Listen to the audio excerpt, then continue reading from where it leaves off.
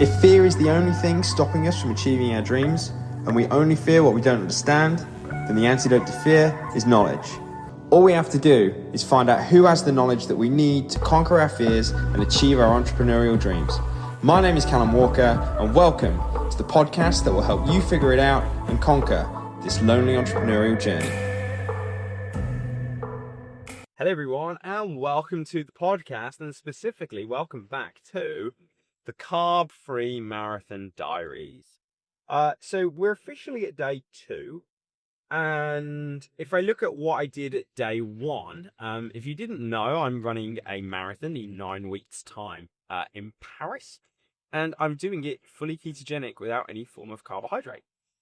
And if I look at what I did yesterday at day 1, I ran 18 kilometers, and I ran 18 kilometers at 9 o'clock in the morning. It took me about 2 hours, because I go on I found this loop.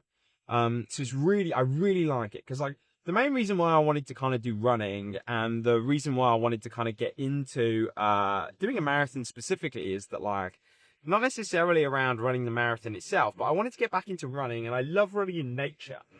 And the problem I kind of faced is that, when you're doing road running, you're running on a road next to fucking cars, and it's not really kind of an enjoyable experience. Do you know what I mean? You're just running next to a load of cars. And I normally do a lot of trail running, but I've signed up for a road running marathon, so I need to train on the road because running on the road is very different to running on the trails. So, fortunately, Alice found me a loop. She found me these really quiet roads, and they turn out to be an 8-kilometer loop, which is pretty fantastic for me, really, because there's no cars, and these roads are literally in the middle of fields, and they're beautiful.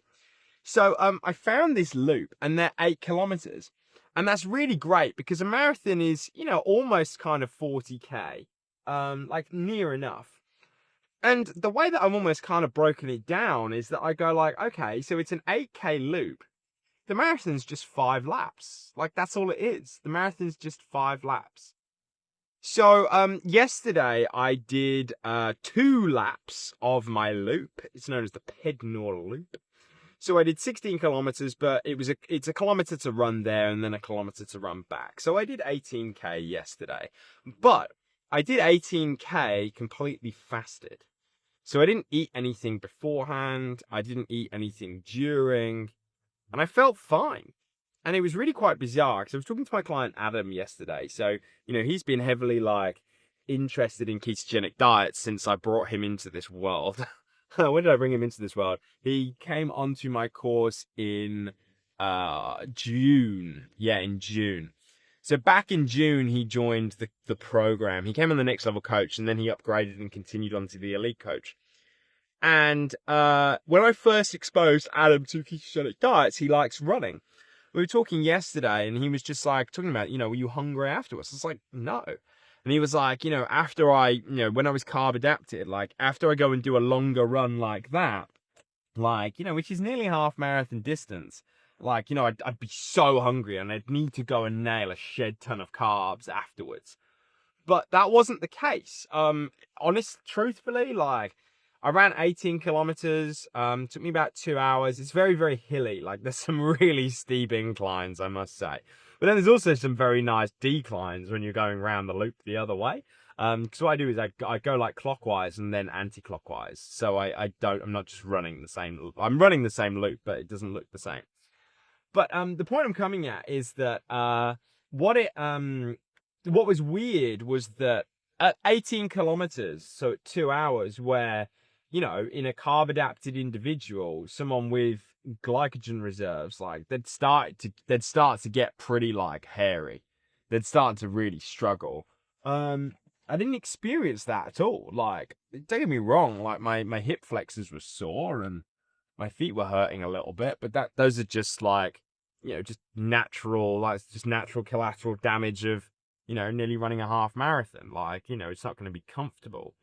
But from a fueling point of view and an energetic point of view, I could have easily continued. And I'm not going to say I could have done the whole thing again because I haven't done that. But from a fueling point of view, I didn't feel like the tank was empty at all. And all I'd done was in terms of fueling, I was just solely fueled based on electrolytes. So it was just hydration that I was focusing on. So, like I said, I ran completely fasted, and afterwards didn't have this like massive craving and urge to consume food. Obviously I did purely from a recovery point of view in terms of the protein and the fatty acid side of things, but I didn't crave any carbohydrates. What did I eat? I hear you ask. Well, I got some full fat Greek yogurt. I had to be careful with the amount because, again, I'm doing this strictly ketogenic. So I naturally just had a little bit of Greek yogurt in there, probably about 100 grams worth, which probably give me about 4 grams of carb.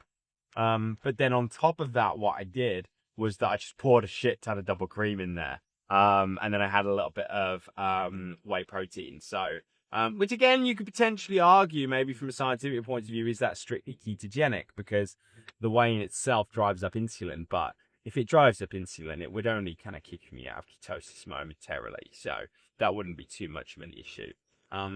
But yeah, I had that, and then in the evening, I cooked me a really nice stir fry. It was so nice, and I think that's one of my frustrations with people around a ketogenic diet. They say like it's really, really challenging and restrictive, and I was just like, a diet's only as restrictive as you make it. Like I've always really enjoyed eating ketogenic. Like you just got to get creative. Like post-exercise, I had some full-fat Greek yogurt, loads of nuts in there, where I fried the nuts and toasted them in some butter, some seeds, loads of salt. And then I had some double cream and chocolate whey protein. Like, promise you, it was not restrictive in the slightest. And then the other part was for dinner, I made it a stir fry, but I've been making my own satay recipe. So if you do want the recipe, just get in touch with me. But basically, like all you do is you just get some peanut butter, some coconut milk, bit of lime, some soy sauce, and like a half a teaspoon of honey. Like again, like that amount of carbohydrate isn't going to kick you out of ketosis. But I had that with some stir fried chicken, green sugar snap peas, tender stem broccoli, baby corn, like all of these sorts of things, and it was just fucking glorious. It was so nice. So if I almost kind of look at like the priority in terms of from a nutritional point of view, like, I'm at day 2. Now, here's something that's really important. Like, although it's day 2 of the carb-free marathon, it's not it's not like I've gone from eating a shed ton of carbs to going fully carb-free. Like, again, when I almost kind of look at the transition from the diet I was eating to the diet that I'm now eating, I was probably having a portion of low glycemic carbohydrates 3 times a week. And I mean like a little bit of whole grain rice, a very little bit of like whole wheat pasta, maybe a bit of sweet potato. So that transition's not particularly hard, which is why I was able to do the, 18 kilometers completely fasted yesterday. But yeah, so that was the gig there. So in terms of today now, like, what am I doing? Well, again, like, I woke up and I felt pretty battered this morning, to be honest. I felt pretty fatigued. And it was more kind of mentally fatigued. Again, not fatigued in terms of, like, from a fueling point of view, but just more nervous system fatigue. Like, I'd done something that's pretty taxing on the body, in comparison to what I'm used to. So it was just kind of natural fatigue off the back of, running a longer distance than I'm naturally kind of used to. But fortunately today, in terms of how I work, nobody talks to me and nobody sees me on a Monday. Like, it's literally just like, leave me the fuck alone. So what time is it now? It's 11:40. I had a whey protein shake with almond milk and a load of double cream with some salt. I've had 2 electrolyte sachets today, and that's a really important thing that you have to address. You have to address when you are ketogenic, and it's a big mistake people make. That when you are ketogenic, the body deals with salt very differently. So you have to make sure that you are on top of your electrolytes specifically. So I've been using Element and Pure Sport, like they're very, very high strength electrolytes. I think they've got, I know they've got 1,000 milligrams of sodium per sachet. They've also got a high amount of magnesium and potassium as well. So I've been using those, and I feel a bit better. Now I'm just on the way to the gym, and I'm going to be doing some light resistance exercise session. Like I spoke on one of the podcast episodes a couple of weeks back around this almost kind of like, go in slow mode. And I was saying to Alice yesterday, like, I was like, I think the way that I almost kind of look at it is that I almost kind of put myself in a little bit of like give myself like a traffic light score in terms of where I feel my nervous system's at and my energy. And I almost kind of give myself like, am I red, amber, or green? Like green is like, I'm going to absolutely send it. Like, my nervous system is primed. I'm full of energy. I'm in a real good spot. Amber is almost like, I'm a little bit fatigued. Like I'm not 100%, but I could give it a go. And red's like, I'm cooked. Like I'm cooked. And if I look at today, I definitely feel a little bit kind of like in the red. So if I almost kind of look at the exercise I'm going to do some resistance exercise, but again, I'm not going to absolutely send it. It's more going to be kind of like a mindful movement sort of sitch. So if I was kind of look at the type of exercise that I'm going to be doing, it's very much going to be, I won't have any music on. I'll have my headphones in just to almost kind of shut out the noise of the music that's in the gym, because they always play pretty shit music. But then I'm just going to be focusing on almost kind of like the contraction of my muscles, and really kind of like, feeling with my body the activity that I'm doing. So yes, that's going to be the case. And then fortunately, the new gym that I signed up to, they have got a fantastic spa. Like it's so nice. They've got a really nice sauna, a really, really nice cold plunge, and I'm just going to do that. So that's where I'm at. That's what we're going to be doing today. In terms of from a nutritional point of view, we have just bought an air fryer as well. I know you might go like, oh my God, Cal, like you're late to the party, dude. But I don't care if I'm late to the party. I'm excited to join. So we've just bought an air fryer. So what I'm going to do is I'm going to go to the shop afterwards.